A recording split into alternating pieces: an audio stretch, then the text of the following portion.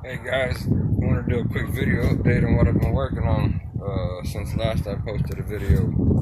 Last videos I posted were of my kid's mini boat, the Sea. This is the boat I'm making for myself.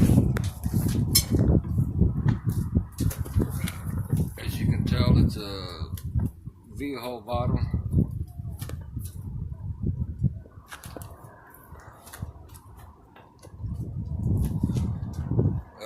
Let's see. It's 7 feet 3 inches from transom to the tip of the bow. I believe it's 36 inches wide. I want to say this is.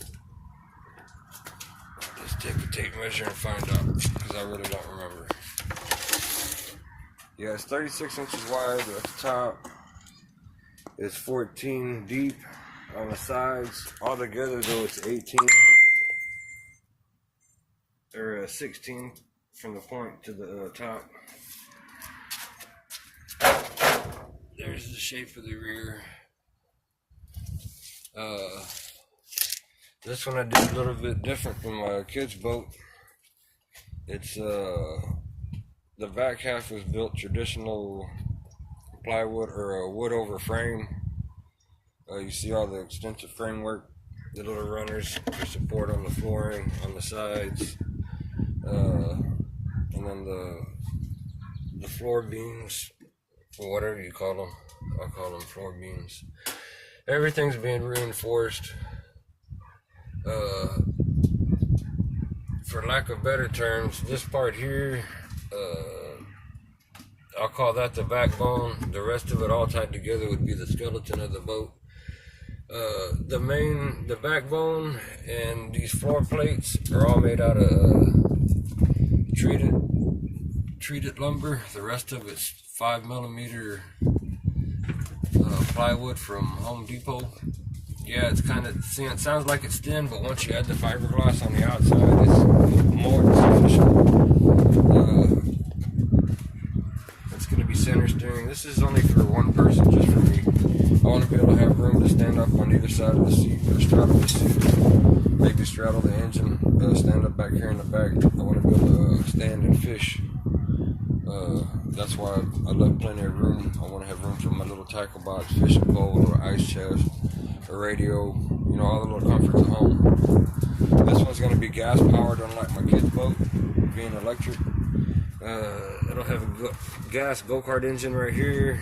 There'll be a drive shaft that goes through a tube through these boards here at a slight angle. Come out the transom down at the bottom. It'll be curved. The prop will be on the end of that. As you rotate that tube to the left or to the right, it'll give you your turning direction to the left or to the right because of the radius of the curve. Trying to keep this video short. I tried to posting a video last night, but it was way too long. I guess I explained way too much. It ended up being almost a 30-minute video. What was I gonna say? Oh, this is the tube I'll be using for the drive shaft. Actually, this is the drive shaft housing. There'll be a bearing here on both sides. It'll be curved in the center, kind of like a weed eater shaft. Basically, in essence, what I'm making is a weed eater shaft on steroids. I'm using 3/4 inch left-hand lay steel cable to turn the prop. Let's get that and I'll show you how it's going to work.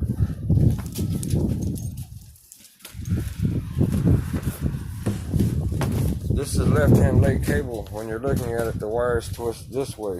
Conventional wire, standard wire that you always see, or that you normally see, the wire twists this way, which would be right hand. This is left hand. You have to have a left hand twist in order to use this for a drive shaft, because a go-kart engine spins counterclockwise, which would be to the left. So you'd want this to be spinning this way. All the tension stays, as it spins, it stays nice and tight. If you were to use a right hand lay cable to try to do this, as you rotate it this way, that drag on the other end is going to want to make this swell separate. That's not good. Anyway, this cable here is going to run inside of that tube, just like a weed eater does. I drew this out earlier to explain this to my uncle. This is an adapter I'm going to make. It's a 1-inch shaft. This end is going to be drilled out to 780 to accept the tube, or for the cable to go into, and it'll be epoxied in. This end is turned down to 3/4 of an inch to fit inside the U-joint that's going to connect to the engine. The other end will be just like this, except this part here will be a tapered 3/4 inch shaft for the prop to go on. And that one will be, they'll both be key. To explain how it works. This is that steel tube. There's the bearings on the end. The cable will be in the center here. That's the pieces that I'm going to make. Will be sticking out of the ends of the tube. This will be the end for the prop, and this is the end that connects with U-joint to the engine. And let's say you see how it's got a curve. Right now the prop or the tube is straight. So we're going straight. If I rotate that tube to the left or to the right, now the curve is pointing to the right. So that's going to make the boat go that way. And vice versa, if you twist the tube, I can't do this like this. You twist the tube to the left, it's going to want to make the boat go to the left, because now the prop is pointing to the left or it's pointing to the right versus pointing straight back.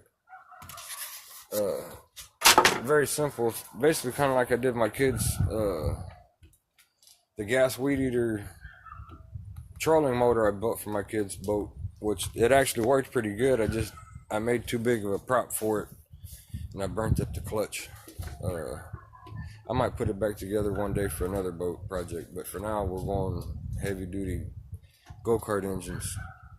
I'll be using a GX160 modified.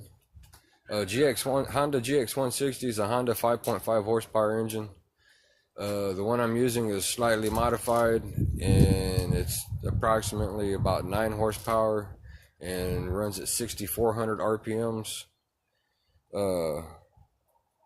The prop itself needs to be running between 45 to 5,500 RPM, so I set my engine up to run in those specs. Well, I guess that's about it. If you have any questions, leave them at the bottom down in the comments, and I'll answer them as best I can. Oh, these little 45s that are cut here, I'm not sure yet, but I'm thinking about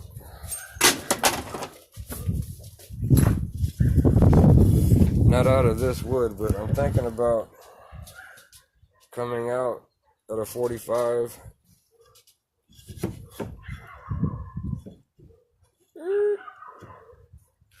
Coming out at a 45 to the center of the dash, or to the center of the front deck, and then enclosing that with plexiglass, so I have a dash area I can put, I'll probably put the radio, have a place to put my phone and cigarettes, and maybe a little cup holder off to the side, or down here, cup holder down here. Somewhere there's going to be a cup holder. You got to have a cup holder.